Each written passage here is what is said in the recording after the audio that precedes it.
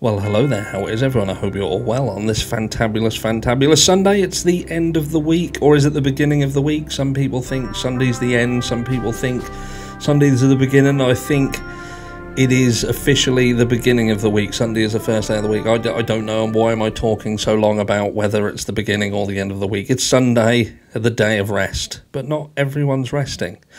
You're looking absolutely amazing, by the way. Have you had a good weekend? Let me know down below. Let me know if it's been good. Let me know if it's been bad. I've also not had the best. I've pulled something in my back or in my chest, and it's making it quite difficult to move and or breathe.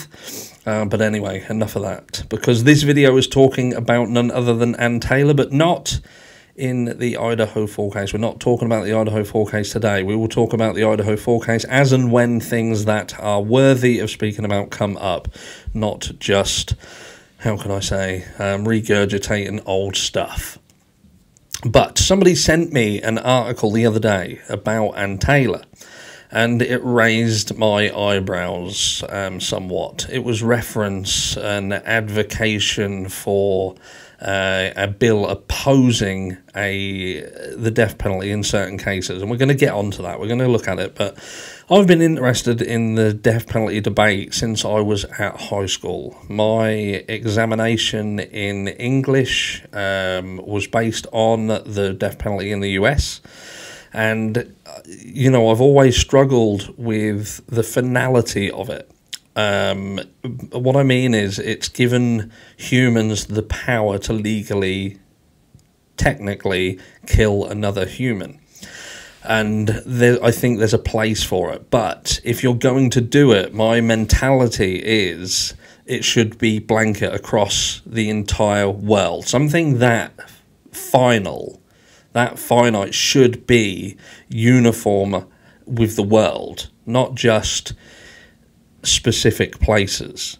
Like, for instance, if we talk about the Idaho 4 case, that is a death penalty case, but had it have happened 9 miles down the road in Washington, it wouldn't have been a death penalty case. And there lies my problem with it. That to me doesn't make sense. That to me proves that there is a massive problem with executing someone for a crime. Now, is there a situation where I feel that the execution of someone is fitting? I certainly do. If somebody is just a killer, they're just a sick monster, and they kill someone or hurt someone, and there is no rehabilitation, there is no questions to whether they've done it or not. We're not talking about a situation where it could be someone has admitted to doing a crime that they didn't commit to protect a loved one, perhaps a child, perhaps. That if someone did it, and that, like I say, there is no rehabilitation and they are a continued danger, and the likelihood is they will kill again, given any single opportunity, whether that's in incarceration, then there is a problem and that has to be dealt with. But, like I say, my issue is when you can literally travel from one place 9 miles to another place, and the rules of the game with such a finality at the end of it are very different. But Ann Taylor, what is Ann Taylor doing? So this is what I have a problem with Ann Taylor. So this was what people were pointing me towards. So Coburg's lead attorney advocates against expanding the Idaho death penalty.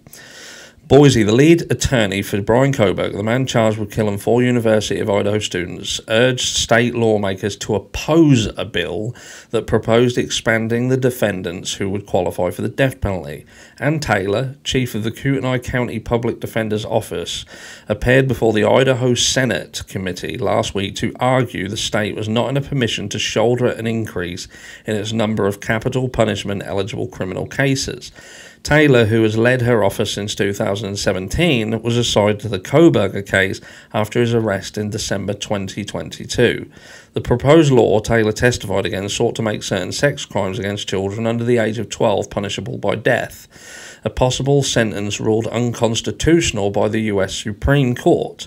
The bill, sponsored by Rep. Bruce Skog, R. Nampa, already passed in the House before it came up for a Senate committee hearing on Friday. These are not cases that are quick to be resolved, Taylor told the Senate panel. If it remains a death penalty case, it can take years to get to trial and get to a sentencing phase in that case. Idaho is not staffed or prepared for this. Taylor is one of 13 public defenders statewide who are qualified to lead a death penalty defense. She is the only one of those attorneys in all of North Idaho, and her co-counsel in Kohberger's case, Jay Logston, who is her office chief deputy, is the only death penalty qualified co-counsel for the same region. Kohberger, 29, is accused of, and it just goes on a little bit about the Idaho 4 case. Later, County Prosecutor Bill Thompson announced last year that he plans to seek the death penalty for Kohberger if he is convicted by a jury.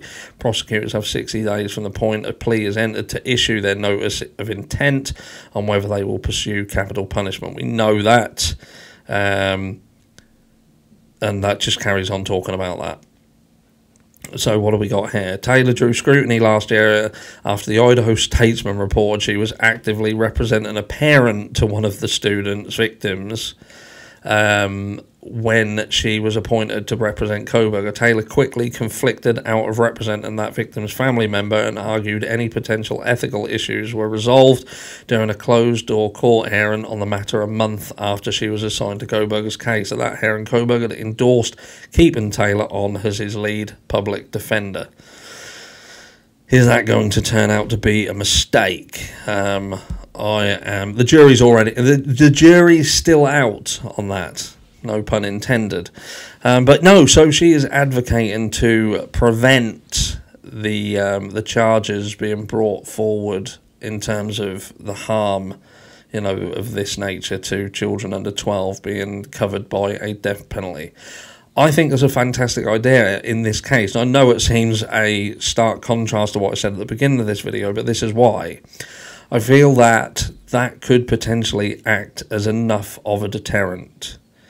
Not for everybody, but I feel that there is a certain degree, a certain percentage of would-be abusers who would be put off should the penalty of doing such a thing be death. And I'd be interested to hearing your thoughts and feelings over it, because I do feel that's a huge grey area. I know there's going to be people who are pro-death penalty, there's going to be people who are definitely against the death penalty, and probably for the same reasons as I mentioned at the beginning of this video. But again, for me, there are certain crimes that I feel the magnitude of them and the damage that they cause, there is a place for the death penalty.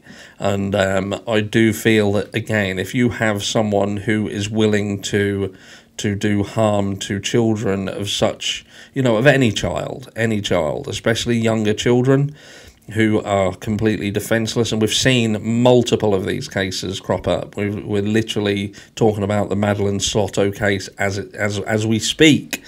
And do you know what I mean? I just feel that there's a time and a place. The other thing that I can think of is this, and there is something else that kind of, I suppose, that grey area in it is, would the death penalty in say a child abuse situation, would there be a situation where a perpetrator may think, well, I may as well execute the child, because if I get caught anyway, the outcome is going to be the same? I just find it interesting that, and Taylor's argument seems to be around staffing levels. Just, it's all about staff. We don't really have enough to deal with all this, even though they turn around and say it's going to take years. Well, what are they doing? It's not like they're working on these cases for years, are they? We've seen the documentation in recent Idaho, death penalties and things like that. There was one not so long ago that actually at the last minute there was an issue because they couldn't find the guy's fucking vein. But let me know down below what you think.